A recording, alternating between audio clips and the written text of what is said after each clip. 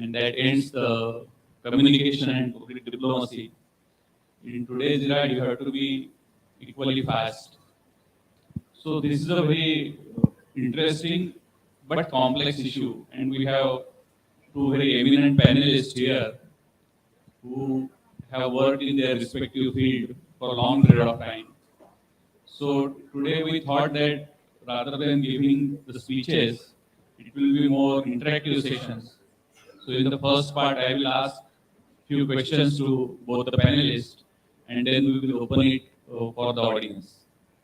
So let me start you with ma'am, Ms. Salim, as an ex-Minister of Information and Broadcasting. What is your experience in communicating the government policies, issues, or even the critical issues to the people?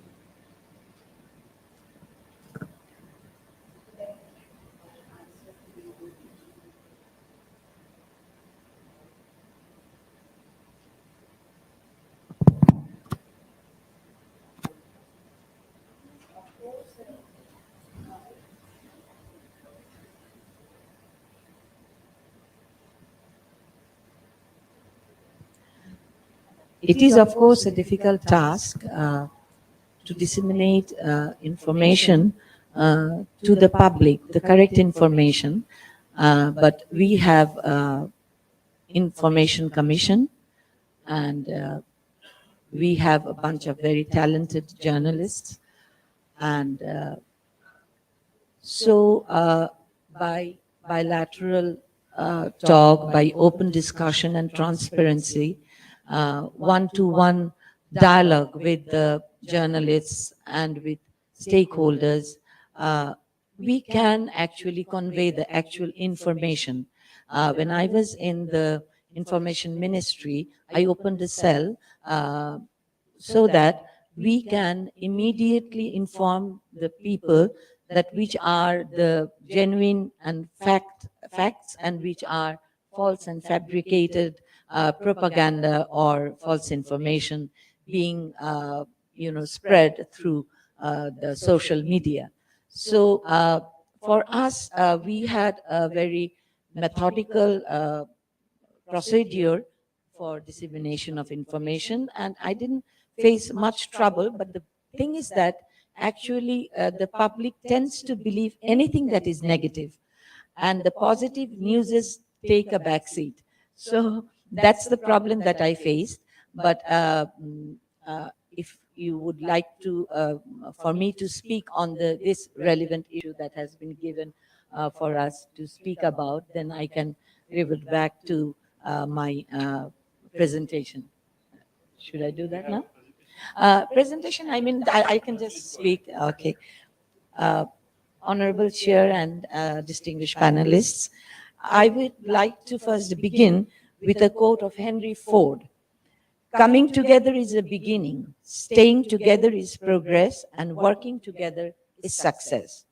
We have come to join this conference all the way from Bangladesh, from Bhutan, from Thailand, Myanmar, from Singapore, with the view to actually stay together, work together for progress, which would lead us to ultimate success.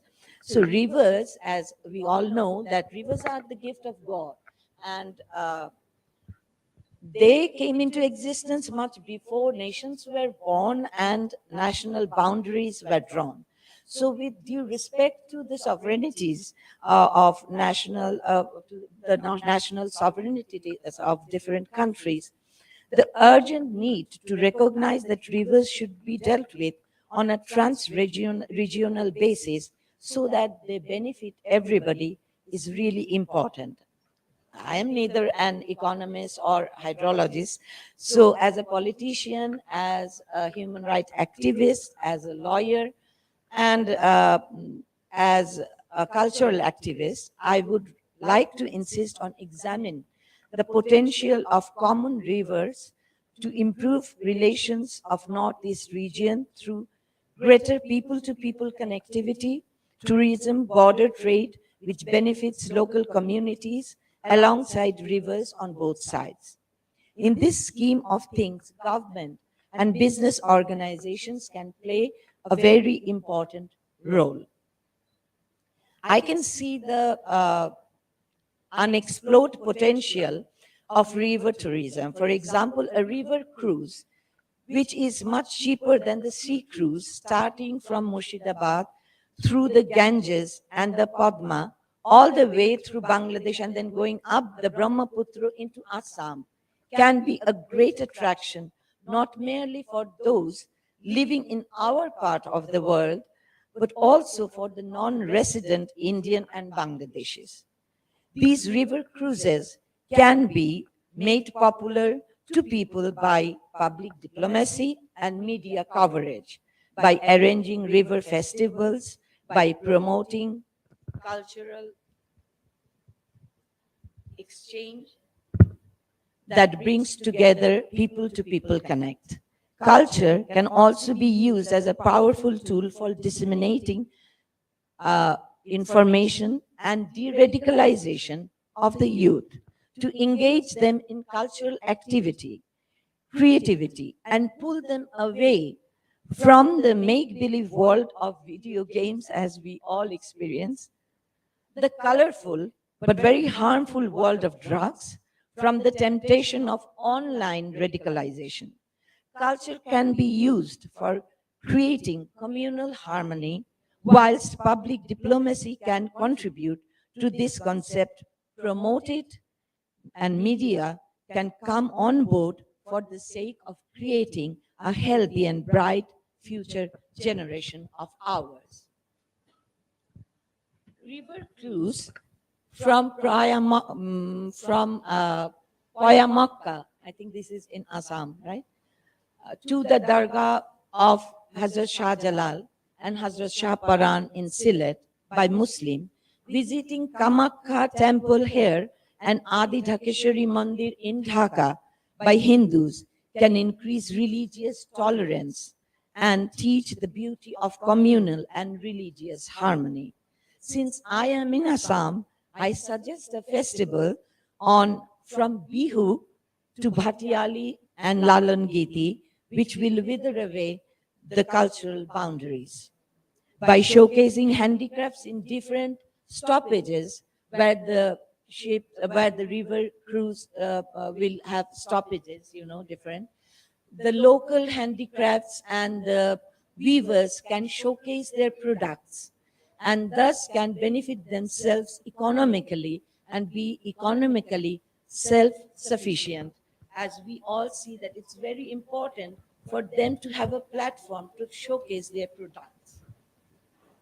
Here, the role of media is immense. For example, 100 speech of ours regarding regional cooperation, heritage, can be nowhere near an in-depth reporting on the economic benefit of showcasing local products, reports on cultural exchange, creating communal harmony. Another example is, when the exchange of enclaves happened here, there was very negative reporting of this, and people were very confused. So after a program was aired, a series of programs where the people were giving interviews regarding their feeling after they got their identity, their national identity. And it was so positive that the entire misperception, I'd rather say, of the exchange of enclaves absolutely changed overnight. So this is the power of media, and we have to actually use it to our benefit to the fullest extent. On the other hand, public diplomacy of showcasing the similarities of origin of our culture, our language, the economic benefit and need to grow together can create harmony amongst nations.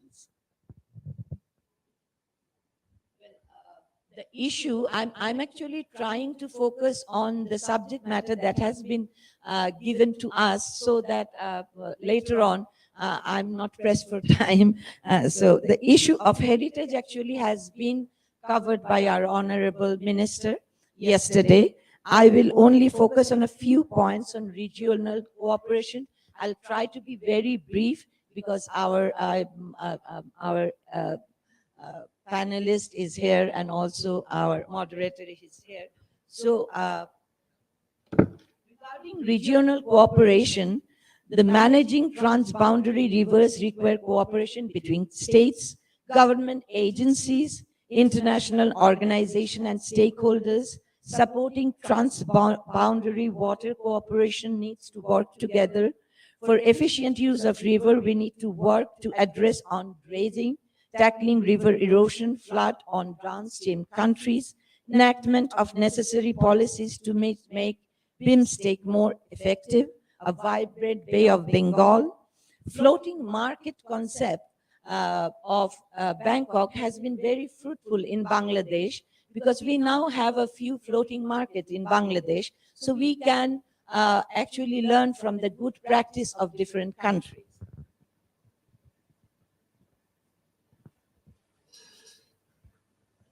Implementation of all NADI declarations, giving utmost importance to climate change issues, integrity of mountain economy, blue economy, river economy. To maintain our shared riverine heritage, we need a better and more comprehensive framework of water sharing of all common rivers, sharing, retaining of river management mechanisms.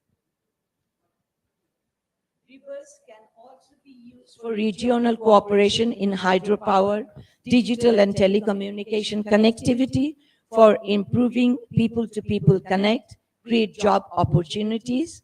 Procedural hazards need to be eased. India and Bangladesh, we all know, are trusted and tested friends.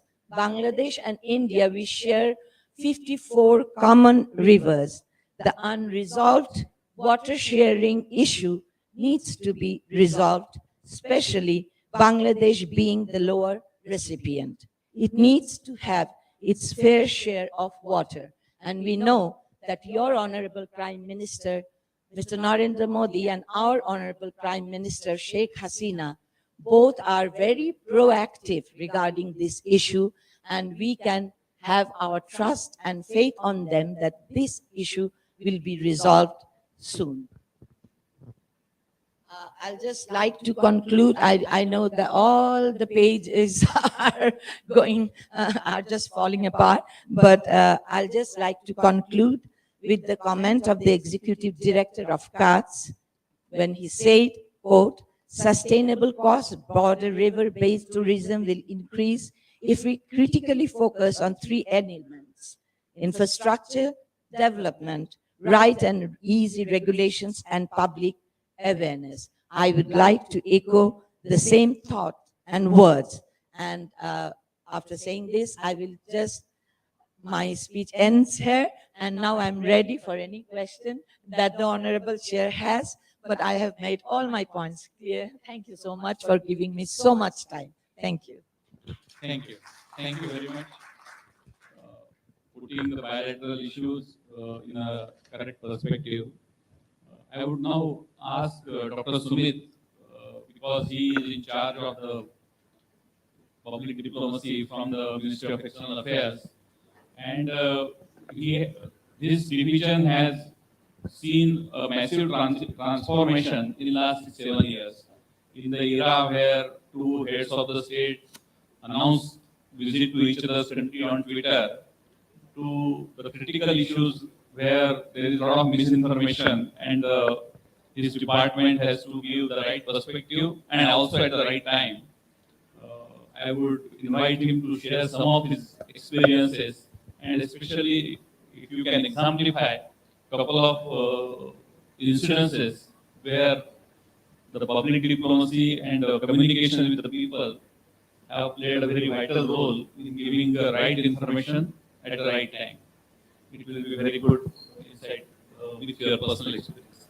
Thank you. Thank you so much, Mr. Chair, Dr. Chothaiwala, for chairing this session and putting the subject in perspective. Good morning, all of you. Namaskar.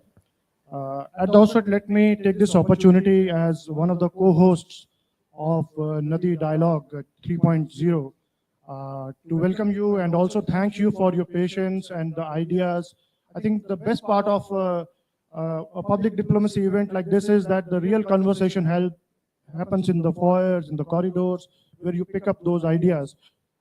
Before I actually respond to your question, let me give you a standard disclaimer. You know, I'm a government official. So whatever I'm saying here is need not be construed as the government of India policy. You know, for government of India policy and official policy, you can log into mea.gov.in, which is the website of our ministry. So let me begin by taking you to the roots of diplomacy. I can see some of my seniors, you know, are sitting here in the audience. They already would be knowing this, but for the benefit of others, you know, diplomacy originates from a Greek word called diploma. Diploma, and I'm going to demonstrate this to you so that this remains in your memory forever. Let me show you this. Diploma comes from a word, you know, folding a paper into two. If I had a collar mic, I would have probably used my both hands. Let me try. So when you fold a paper into two, this is the symbol of diplomacy. And let me explain. You must be wondering, how can a folded paper represent diplomacy? In ancient time, the king, the head of state, the head of governments used to write a message on a piece of paper. And then they used to fold it into two. And they used to give this piece of paper to an envoy, an ambassador, a royal messenger, and his or her job was to take this message from his king to another king without distorting the message, without any pilferage in the message, so that this message reach in its pure form to the other interlocutor. Because what is written in this piece of paper can either lead to peace or war. That is what the origin of word diplomacy is. And if you read Article 3 of Vienna Convention, the diplomats are essentially doing three major functions. They do many more these days. The first one is representation. You represent your country. You represent your flag. The second is negotiation, where you negotiate for the interest, for your national interest. The third most important function, which according to me is communication. And that is the job of a diplomat. Now, the world has changed. There was somebody invented telegraph, then telephone came. In fact, there is a famous saying when Lord Palmerston says, "Oh God, this is the end of diplomacy," after the invention of telegraph and telephone. Now there is no need of any diplomat. The head of state would directly pick up the phone, talk to his, what's the role? But in fact, it's other way around. Diplomacy has become much, much more important. In the era of Facebook, in the era of Twitter, in the era of Instagram, WhatsApp, we have to reach out to the public. So public diplomacy is an important part of it. But we still have to keep this paper folded. We tweet, we put it on Facebook, we come on live, but at the same time, this paper remains folded because the sanctity of the message has to be maintained. But at the same time, there is a need to share our message with the public. As head of the policy planning division, in fact, I remember very clearly, Ambassador Riva Ganguly Das, madam, is sitting here in the audience. I was very younger, you know, I'm still young, but I was younger then. I was, I think, under secretary or deputy, and I met her in the corridor. She told me that you are a public diplomacy person. You should join my division, because she used to head the public diplomacy division that time. And then today I'm actually, in a way, doing public diplomacy. So as a head of policy planning division, actually I am, public diplomacy is more like a Janus. You know what is a Janus? Janus is like January. You know, the month of January looks in the new year, which is outward, and also look backwards to the old year. That's the origin of word January, Janus. So we have two phases. One is an outward phase.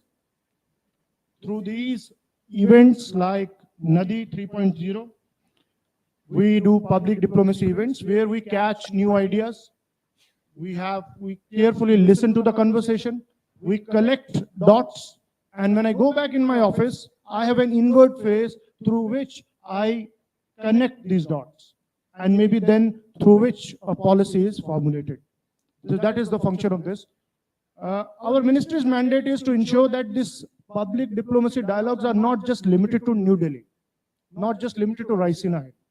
We do, of course, Raisina dialogue, which we recently concluded in New Delhi, but we have taken this conversation beyond New Delhi because we want to understand the perspective of what are the key foreign policy issues beyond, away from Delhi. Guwahati is one where we're doing NADI dialogue with Asia Confluence. We do an event in Bangalore called Global Technology Summit with Carnegie India. We do an economic dialogue in Pune called Asia Economic Dialogue. And we do events like various track 1.5 and so on. The idea is basically we are completely aware of this fact that all great ideas do not come within South Block. Great ideas come outside the South Block. We have to keep our windows Let open. me interfere you a little bit, interject, because I want to take this topic anyway. That what I say in last 7 years, Prime Minister Modi has actually democratized diplomacy, Yes. which was confined to the corridors of South Block and few other places in Lieutenant's Delhi. And that has created enormous impact. Yes, absolutely. And some of the examples which you have given. But at the same time, it must be facing some challenges because that is not the conventional way diplomats work. As you say that they work with a folded paper. So how do you keep a balance of it, and what tactics you had to change in last few years? So as in fact, the other day I was speaking to a group of young students. I said, diplomacy is not like a lake. Diplomacy is like a river. It flows. It's not a snapshot. It's a movie. So we have constantly adjusting ourselves to the reality. When pandemic happened, diplomacy overnight had to create new systems to deal with virtual summits. Never have happened before. So these are the challenges. There are also challenges of, communication barrier. Suppose if a public diplomacy exercise happens in Bangladesh purely in English and not taken into consideration local sensitivities, how the language in which people understand, then the message will not right, consequences. So that is very important. There is also, we are constantly, in ancient era, the kings and the ministers in the evening, in the night, used to change their attires and used to roam around in the streets of their kingdom to understand what people are talking about their policies. Today, social media gives us this opportunity to understand, to listen in. In fact, social media is not about just broadcasting. Public diplomacy is not just monologues. It is about a dialogue. It is about multiple stakeholders coming in a forum like this, Nadi dialogue, where they can exchange ideas. And with open mind, we listen to all this. So that's how we are able to deal with the changing dynamics of the world. Ma'am, would you like to add about this? Well, I can say a few, added to this, a few examples. Like I was also the ex-state minister for telecommunication. So I'll go back there. That's when we met the executives of Facebook, we faced a few problems.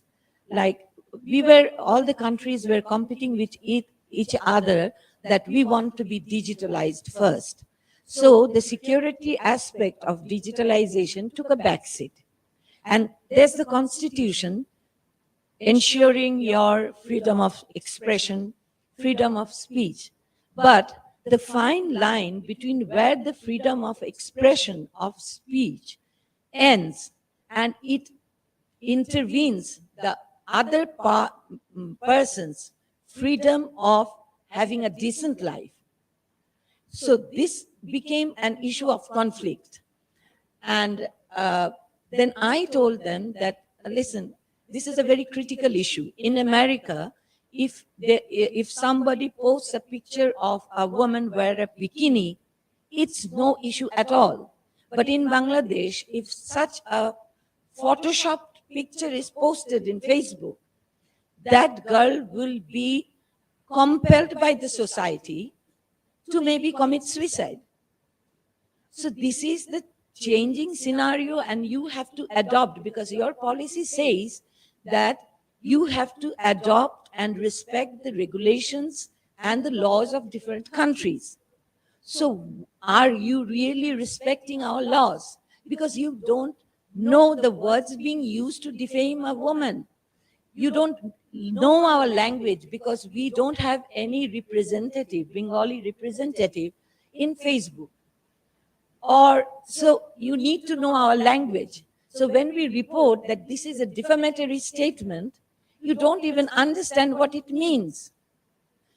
So then I asked them, then can I request you to please appoint a Bengali translator who can at least translate what it means. So this is the problem of social media, that everybody believes anything. And you are the king of your own world. You have the freedom to write anything and everything, whether it is defamatory, whether it is destructive for your communal harmony, whether it is igniting communal violence. You are there. Your Facebook account is there. Your Twitter is there. You can write anything and everything without thinking about the consequences. And who deals with the consequences? The country itself. All the fingers are pointed out towards the head of the state. What is she doing? What is the minister doing?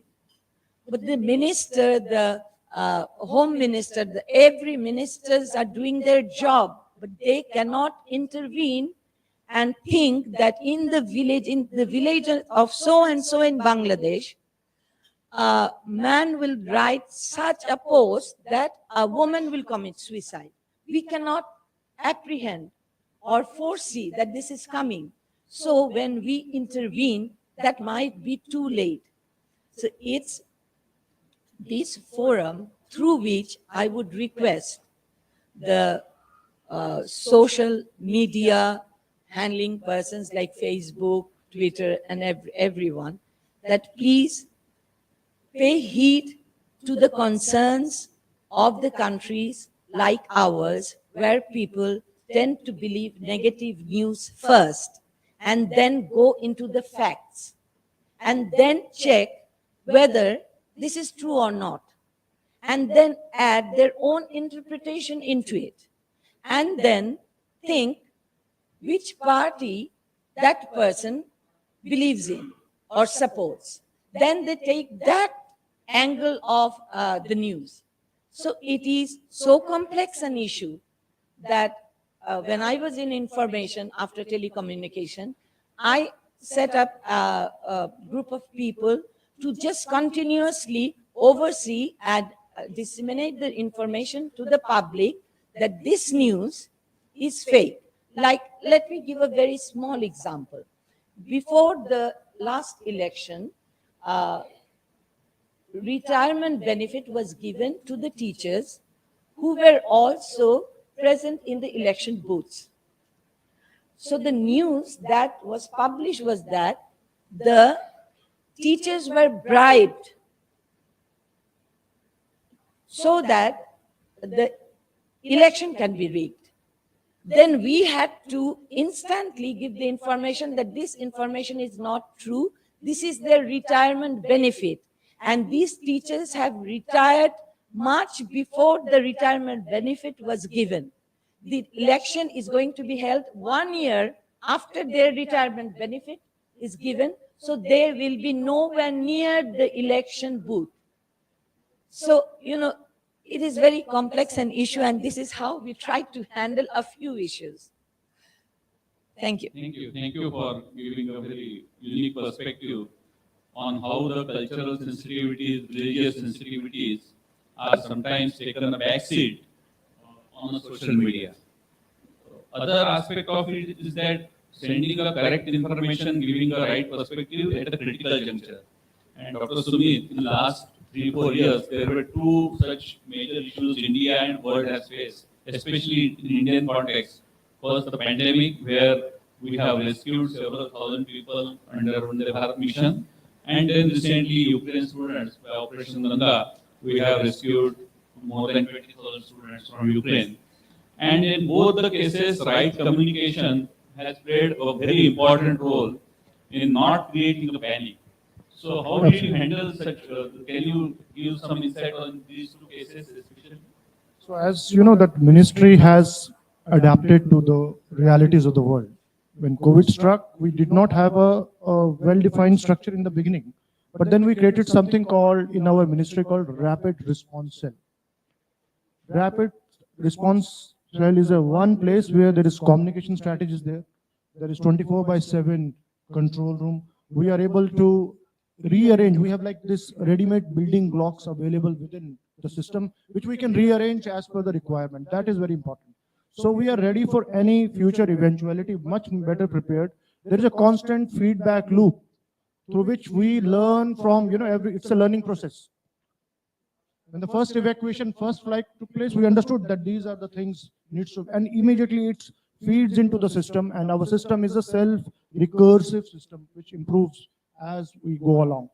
I would also, in fact, taking a cue from Minister of State Tarana, Ms. Rana, that we today in Foreign Office also act as something in ancient time. When coal miners used to go for mining, they used to take a special kind of bird with them. It was called canary bird. Canary in the coal mine. That's a famous phrase. So we also act as a canary. We have to sense the forthcoming misinformation, disinformation campaign and there have been cases. In fact, I would give you an example.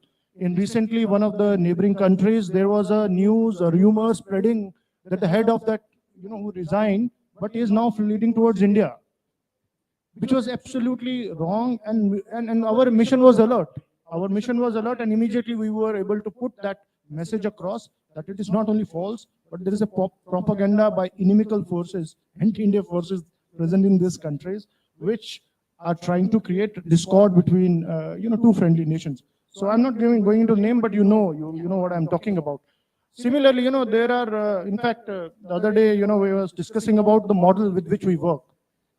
In kids play two type of games. Many of you have kids in your home, grandsons and your grandkids. There is a game called Jenga. Jenga is a game where you have, these blocks which are stacked over one over another, and somebody starts pulling one block at the time till everything collapses. There is another game called Legos, where you build things. India is not playing Jenga. India is playing a game of building blocks. We have created a world's largest unique ID system called Aadhaar.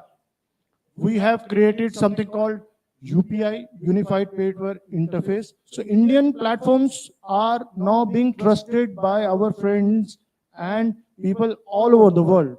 This whole exercise, public diplomacy exercise, is actually what? It is basically to understand each other's cultural values. And there is an exchange of cultural values. That is very important. That's what leads to policy.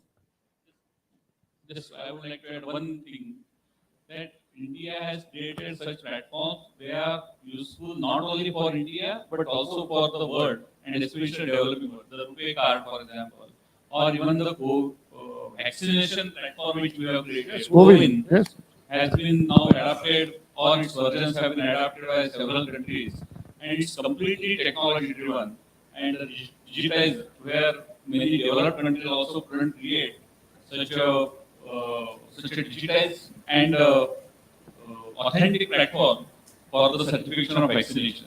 So these are some of the things that are possible, first because of the leadership of Prime Minister Modi, and also because of such a huge technological base. So technology is playing in one way by communicating, like in Facebook, Twitter, etc., but also giving such a robust platforms for the whole world. absolutely.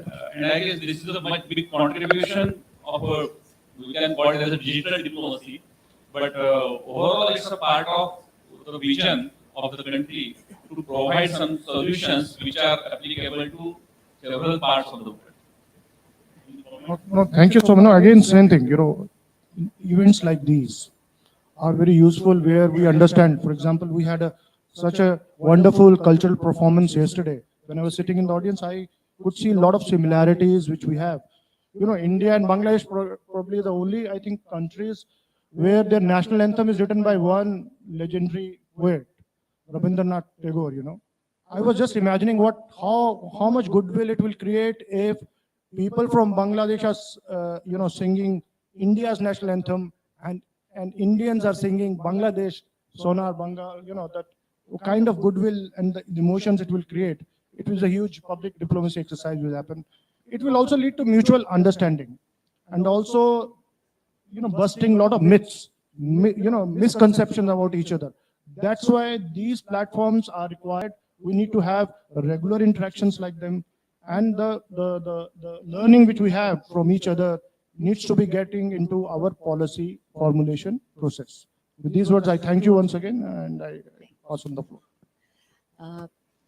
I would add, like, when I was the state minister for telecom, I took the initiative of registering SIMs, biometric registry of SIMs, because I saw that there were lots of unregistered SIMs used for committing crimes, and those were all unregistered, selling here and there.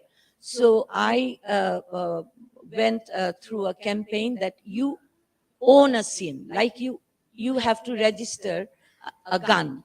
You own one SIM, that's your SIM. And the controversies that I faced was that there was a huge resistance from different parts, especially the fundamentalists, saying that if we register the SIMs through our fingerprint, those fingerprints will be imported to India. And then India will plant it in crime scenes and will, ultimately convict us in different criminal activities. So I don't know from where these ideas come from, but then I told them that I will campaign myself. I told them that we are giving our Irish, our thumbprints in immigration. If you are not afraid to store those and export of your fingerprints from the immigration department, why are you so afraid with your countries exporting this to another country? Your fingerprints, you are giving your Irish as well. So then, ultimately, when the campaign ended, I told the Honorable Prime Minister that I have completed the course of antibiotic now. We will complete the biometric verification, because the persons who were opposing this, they were just giving the medicines, the light medicines. I don't know what you call those in medical terms. Our doctor is here, maybe he can give his input. So I gave the antibiotic, and I completed the course of antibiotic, and then the SIM registration was successfully done. Another thing is that I would like to add, as I was saying, that as a lower recipient, we need our fair share of water, and we share 54 rivers. So when the Ganges Treaty was signed, our Honorable Prime Minister was hailed for that. And it was just right when she came into power. So everyone appreciated. So then when the other treaty was to be signed, actually, both the prime ministers were so enthusiastic that this would be signed now, but the public didn't understand the difference between that we are not a federal country. India is. So the constituent country's opinion matters here. But this very information, the last line, was not reaching the mass population. So this was again work against the government. So here the role of media comes into place, that yes, with the honest intention of both our countries for fair share of water, India has to take into consideration a certain objections coming from constituents as well. So I'm sure that our honorable prime ministers, as they both are very proactive regarding this issue, this will be solved soon. So this type of antibiotics, at times works in favor of us, at times works in disfavor of us. Like if a rumor is spread, people conceive it and they start believing it. And when we go to them, if we delay a bit, they start believing what has been spread, the false information first.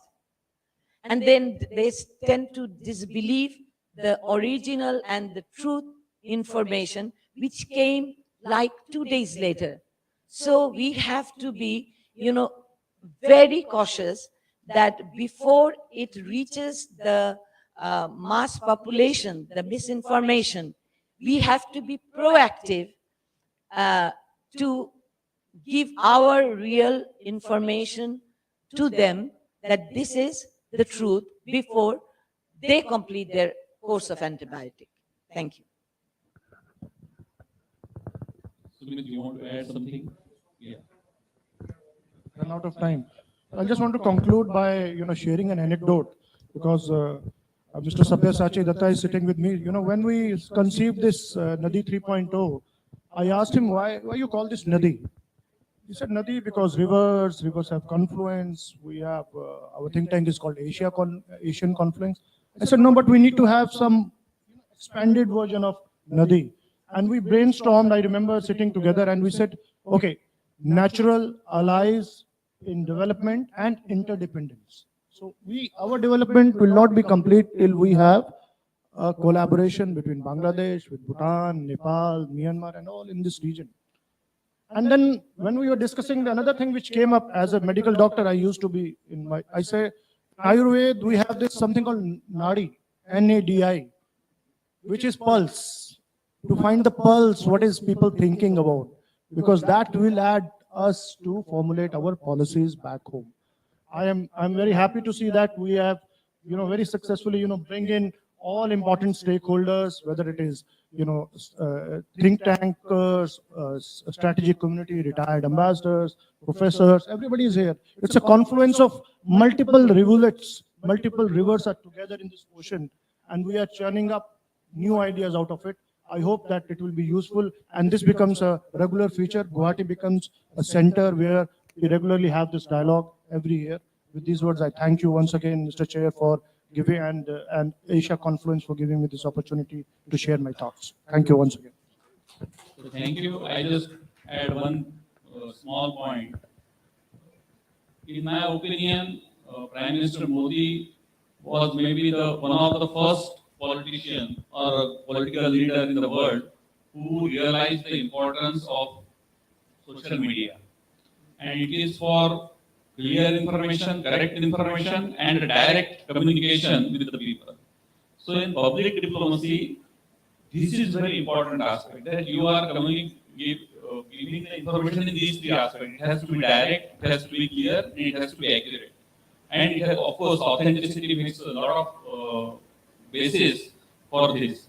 So I guess in this very fluid world, public diplomacy is playing a very important role in giving the right perspective, creating a narrative, sometimes correct and sometimes false narrative also. And therefore, those who are in the public sphere, like Sumit and ma'am, have a very important role to play so that the wrong information doesn't get distributed and the correct perspective is given to the public at large. So, thank you very much for listening to this very interesting dialogue, and thank you. Thank you. Thank you very much.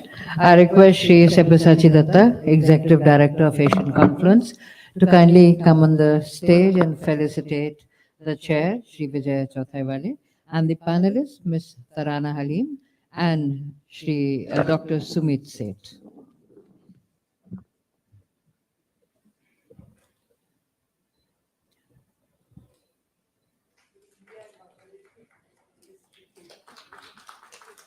We also have on stage Mr. Shamsul Arifin, President of Friends of Bangladesh, who's presenting a memento to the Chair, Shri Vijaya Chauthaiwale.